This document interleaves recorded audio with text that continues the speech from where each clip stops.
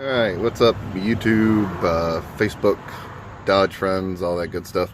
So, told you guys in the group that I was going to be putting a transmission cooler in today and doing a flush on my own, which they say isn't recommended, but I'm not paying almost 400 bucks for them to do it, and I got 130,000 miles on it anyway, so what the heck.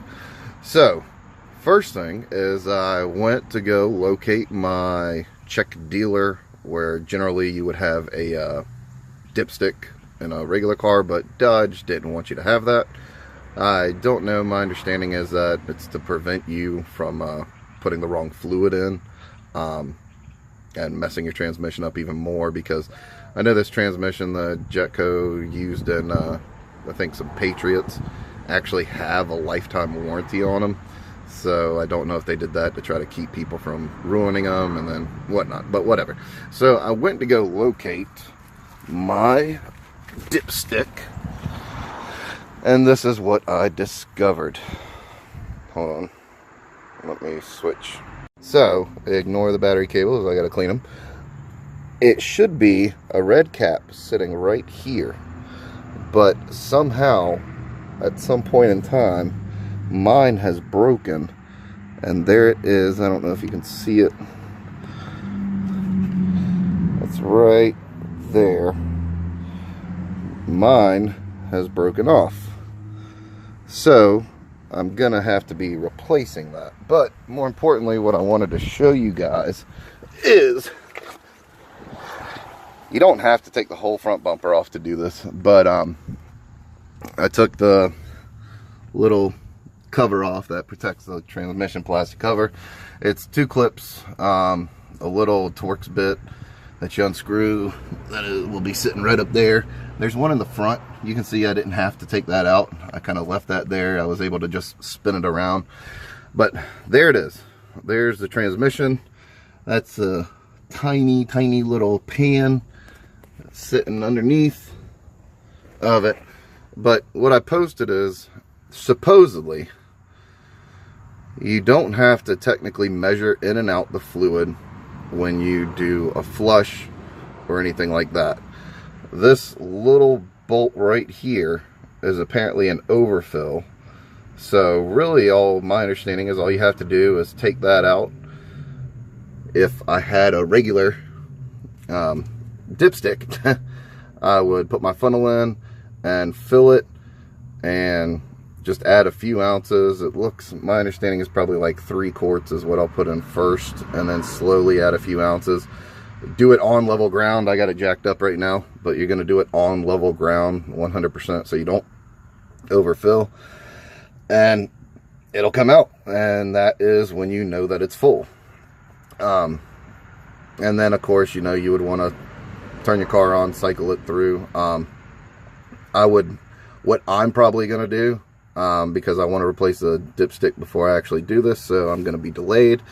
If anyone knows where I can find one other than the dealership, please let me know. I've already checked like Rock Auto and all, but you know, what I'll be doing is I'll probably leave that out, and when I do my flush, which I'm not sure yet which one is the cooler line. I know on the radiator, so actually I'm going to end up having to take the bumper off of here to mount my cooler, and I know which line it is up top, so it's going to be easier. But one of these two lines right here, if you don't want to have to take your bumper off and just want to flush and you're not putting in then a trans cooler, one will be the return, and one will be the hot. The way to determine that is let the engine sit for quite a while, crank it up, and literally put your hands around both of them, and which one gets hot is the hot, and which one is cool is the one coming from the cooler already put in the car.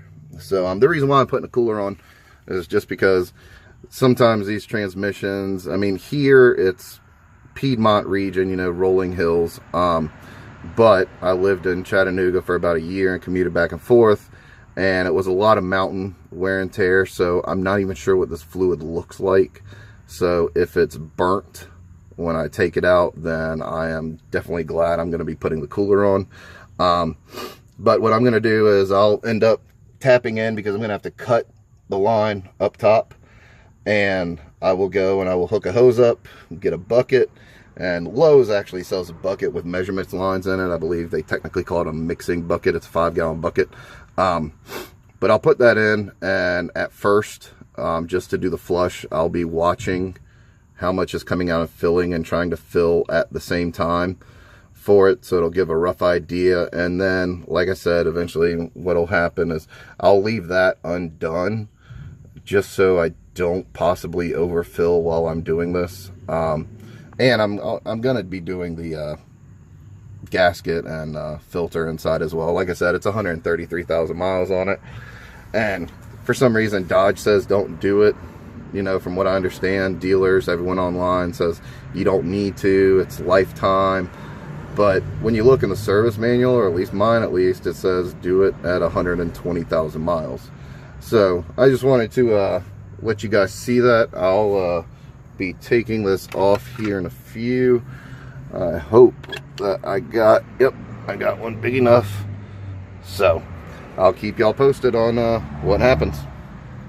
All right, everyone, so I decided that even though my dipstick has broken, it should just be coming to where you see that plastic thing. That's where it should be. It's gone. It's about halfway broken off down, but I still wanted to try to locate the return lines and all, and I think that I've got that. So I'm still gonna go on and do a flush. I got 8 quarts. Make sure you're using CVT. Actually, Advanced Auto had this on sale right now, 2 for $11. It's normally $9.99, so I picked up 8 quarts because I'm still gonna go and do my filter and the intercooler, but I want to get the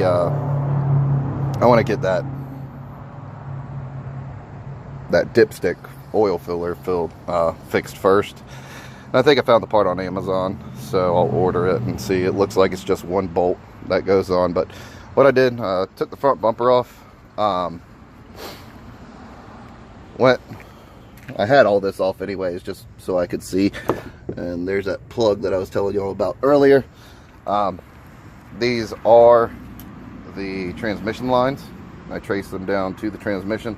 One is the supply and the return, so I'm pretty sure that this is it. I'll have to crank it up first to find out, but to get this off, I don't know if y'all will be able to see it.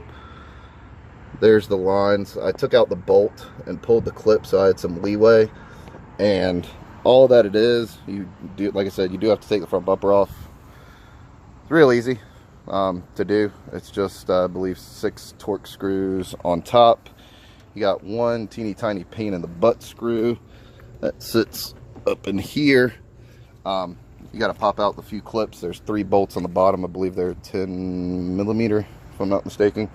But there's 3 of those. That just slides right off from doing my headlights, replacing them, and putting the LED turn signals in. That's what those are. I still got to clean it up quite a bit. Didn't really feel too comfortable about mounting it, but I found these stainless steel zip ties. They seem to be working okay. Still got to clip them, and one day I'll get to where I'll actually mount them the way they're supposed to be. Just so you know, if on this car there isn't a CAN bus, so if you want to do LEDs, because they pull so much power, if you just put them straight in, your headlights are going to flicker. Like, not non-stop. It'll be like every 5 to 10 seconds. They'll pop out, flicker. If you want to do turn signals, then they'll stay on, so you don't need to put them on with the part, but when you go to turn them, the computer will think that it's out and it'll hyper flash. So you just got to put a 50 ohm load resistor on it, mount it to the body. I did mount that one the way that it should be. You can see it right up in there, because they do get hot. They get like 250 degrees on it. So if you want some info on that or any help or anything like that, just let me know. I'll help you out. But anywho, so here it is. I went, and for $3, sorry, I'm gonna try not to sweat. I picked up this pan, and I put another funnel on it just so it didn't try to spew out everywhere. I got this hose for like $3 to plug in to run it in, but make sure you got something that you can measure how much you're taking out. That's why I bought this one. I have one, but it's an enclosed, and you know, I use it for my radiator flushes and oil changes, so I wanted an actual read. So make sure that you got it, because I got it set up here so that I can look at this when I crank the car, see how much is coming out. Hopefully it's not coming out too fast, otherwise I'll have to turn the car off and try to catch up, but I will refill as it goes. Then it's pretty simple math. When I feel like I'm good enough, I'll go. This only goes up to 7 quarts, and that's to the brim. But I will look and see how much has come out. I'll subtract how much I've put in, and that's how much left over I'll need to fill. So we'll go on, crank this up, and let y'all know how it goes.